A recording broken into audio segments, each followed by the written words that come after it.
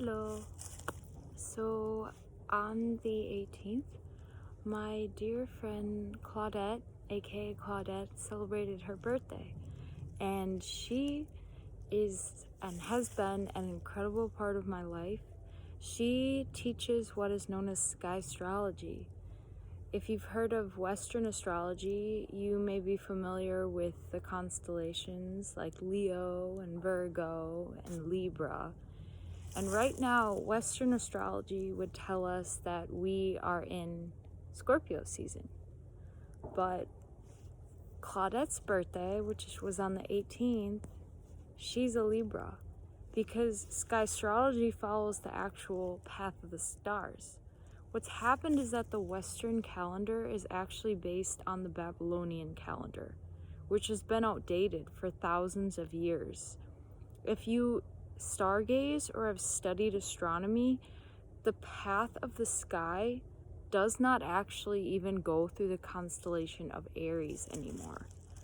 But because we have been stuck in this system, we continuously use Western astrology to refer to ourselves and say, my sun sign is Libra, my sun sign is Gemini, without realizing that we're not actually looking up.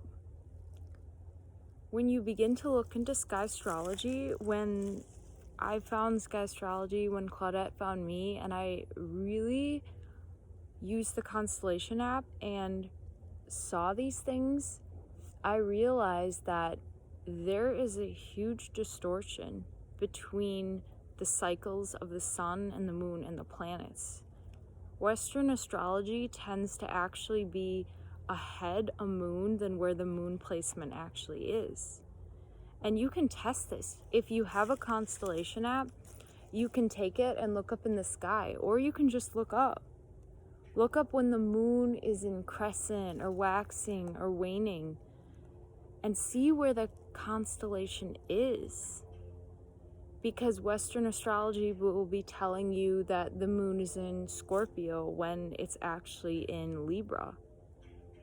Western astrology also does not acknowledge that there are more than 12 signs. Ophiuchus is the 13th sign, has been omitted because it's the divine feminine. It's 13. This is the number of the feminine. It's why we have distortion with Friday the 13th and the suppressed divine feminine within society.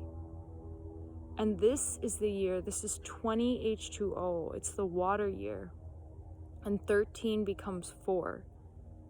This is the year that Ophiuchus is being seen.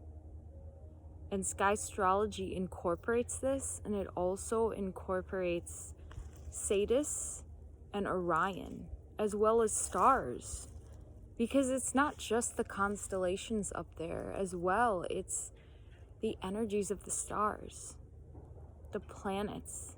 These have a direct effect on us.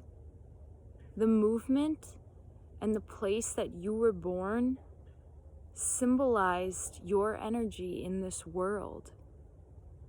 When you connect to Sky Astrology, you connect to who you truly are here. For me, I perceive that Western astrology is a sort of alignment to the old system, the matrix, because it keeps us from connecting to who we really are. It's like a disconnect. We believe these things that are told to us, but if someone told you that the sky was purple, would you believe them? If you can look up,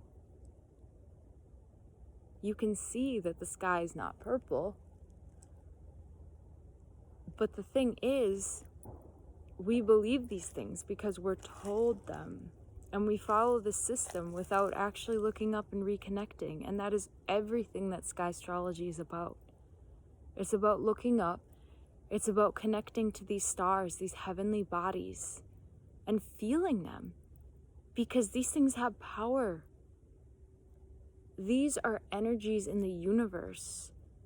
These planets move around the solar system. And to think that these could just be plain objects. No, these are incredibly powerful, and Sky Astrology just invites you to connect with these galactical beings and galactical energies that are available to us. Because we are made of that. We're made of stardust. And the universe, when you think of a star dying, that goes into the universe, and we're born. And it all connects together. Sky Astrology is just teaching us to not only reconnect with the stars, but to reconnect with ourselves. Because it shows you where the sky was when you were truly born. And it's not probably going to be the same as Western. I haven't seen someone yet who is. Because the Babylonian calendar has become so distorted from this time. When you follow the path of the sun, because it's moving, it's going to be changing. And this means that we have to keep changing things. Celestial objects, just like us, because nature is a reflection, they're not meant to stay stagnant. We are not meant to stay in systems for eternity. This is why school systems and structures that are provided for us over time eventually break down. Because nothing can stay within for eternity. Reality is fluid. Reality is water. It's shifting and changing. And the sky is just like that, because the stars and everything up there is an aspect of water. So we can't position these things in the sky and think that they will stay that way forever. We have to be looking up and recognizing when things aren't connected, or when things are changing. The sun's path will change over time. The moon's path will change over time. This is the beauty of life. It's like the seasons. It's the life and death. So we have to allow ourselves to not remain rigid, but to be fluid. And this is why, one reason why I'm so passionate about Sky Astrology, because it connects you to an aspect of your higher self. It connects you to you, the energy that came here when you were born. You can tap into this. You can tap into the person that you are meant to be here for. We are all the elements. We are every element. And if you are identifying with a label, for example, saying, I'm a Gemini, as a sun sign, or a moon sign, or a rising, or whatever, you're putting yourself in this box and not allowing yourself to grow, because we are all the signs and all the energies. Yes, the sun may have been in Gemini when you were born, which is giving you access to the energies of the sun's effect on you. But this doesn't mean that you're only Gemini. You have a whole chart. And Sky Astrology is more about the unattachment to labels and recognizing and tuning into these energies, because it's not about the names. Western astrology likes to structure us into Virgos are like this, Libras are like this, Scorpios are like this, and then it can create pettiness and division among people. If you notice that some people start judging others based on what their sign is, and they create profiles of, well, you must be like this because you're a Scorpio. This is separation. This is not unity. This is why Sky Astrology resonates so deeply with me. It's connection to the sky, it is connection to each other, and it is connection to everything that is divine. And so if you are feeling like you want to connect with things as they are and not just believe a paradigm that is written for you, I encourage you to connect to Sky Astrology.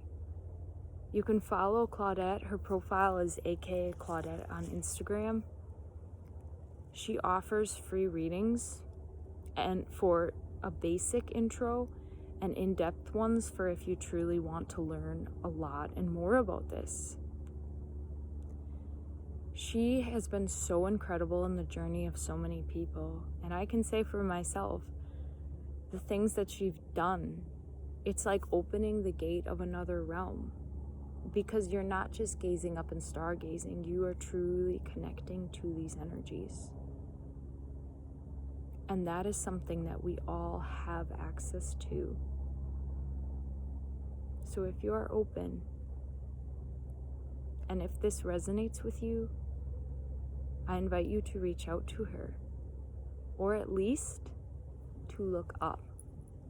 Because if there's one thing you can take from this, it's to reconnect with the sky, with the earth, grounding, stargazing, observing